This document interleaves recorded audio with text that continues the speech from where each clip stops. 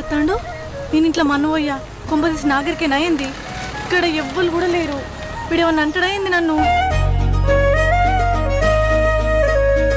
ఇట్లా మనవయ్య మేమికి వస్తాండి.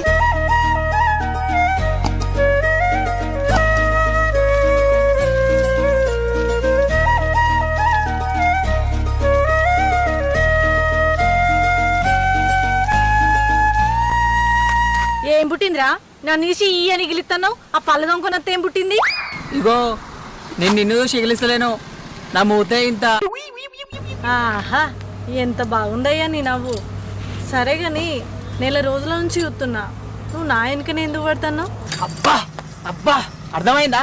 నెల రోజుల నుండి చచ్చిపోతున్నా ఈ విషయం ఎట్లా చెప్పాలి అని. ఏంటిది చెప్పేది?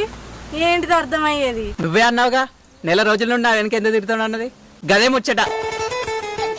అరే అరే, ముందుగా అయితే నవ్వు బంద్ చేయరా. ఇప్పుడు జర చూడబుద్ధి అవుతుంది నా మొహాన్ని. ఇప్పుడు చెప్పే నీ బాధ ఏందో. ఇగో చెప్పేది ఏం లేదు, నువ్వు సీడ్స్ కంపెనీలో పనిచేస్తావు కదా. ఈ ముచ్చట నీకే కాదు, మా ఊరంతా ఎరికే. కానీ మా ఊర్లో నా ఒక్కనికే ఎరక. ఆహా, సూపర్, మంచి ముచ్చట తెలుసుకున్నావు. కానీ మరి నాయనకి ఎందుకు తిరుగుతానో గజ్జెప్పు. తిరుగుతున్నా అని తెలుసుకున్నావు, కానీ ఎందుకు తిరుగుతున్నానో కూడా తెలుసుకుంటే అయిపోవు కదా. నీకు నవ్వు ఒక్కటే సరిగా లేదనుకున్నా, నీకు మైండ్ కూడా సరిగా లేదని అర్థమైంది. అమ్మ బస్ వస్తుంది. హలో హలో, సాయంత్రం కూడా రోజు లేక సేమ్ టైంకి వస్తావా?